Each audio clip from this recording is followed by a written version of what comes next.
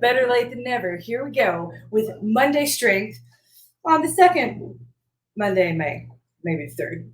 Who's counting? Not me, which is why this is late. Anyway, I'm going to start with rebuild, demo, break down those moves, and then go over to maintain. So we've got May we in rebuild, jumping jack, the inchworm walkout, and a plank. I'm going to assume that you know what a jumping jack is, but just to be really clear, it looks like this. Now, what I want you to focus on, my husband's laughing at me right now, so is that guy. What we're focusing on in this move, is keeping your arms moving in the sockets and that you are not raising your shoulders.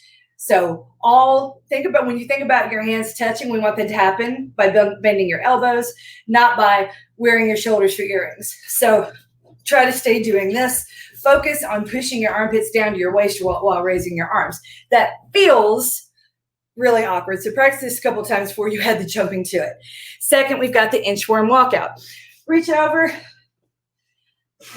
grab your toes if you can, whatever's available to you. Get a nice little stretch in your hamstrings. Exhale, walk those hands out.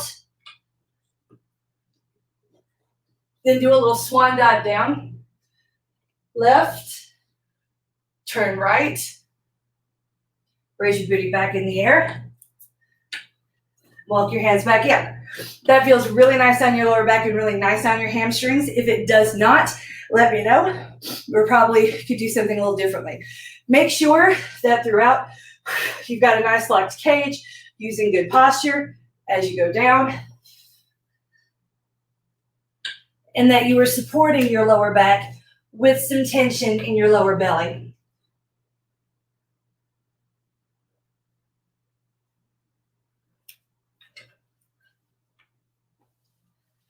Now, when it comes to plank, we've done that a million times.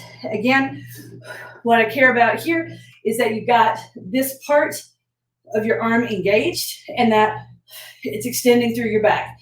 So when you press on the ground, all of this goes to work. And if your knees are on the ground, that's not a lesser exercise if this is engaged. So focus on that during your plank. Over in maintain, we've got jumping jack, the squat hold with the calf raise, mini jumps, really relying on only your calves, and jump rope. Again, same thing for the jumping jack. For the squat hold with calf raise, haven't seen this in a while, but we want to have your feet two fists apart, about hip distance apart, and we squat down with the flat back, and then raise up onto our tiptoes. So your upper body is really going to remain steady. We're just lifting and lowering your heels. We're not bouncing up and down. We're lifting and lowering your heels while keeping this all engaged. And then the next move, the mini jumps with only calves. You're going to jump up and down in place. So we're here, we're just going to lift and lower, trying not to move our upper body. Then the jump comes next. And that's going to be hard on your calves. Don't hesitate to stretch them out afterwards. The final move is jump rope. Again, nice locked cage. Tap your elbows against your waist, and then just pretend to jump rope in place for a minute. So it's going to be a lot on your calves, but it's all going to be worth it. Sorry this is late. You're still coached and loved.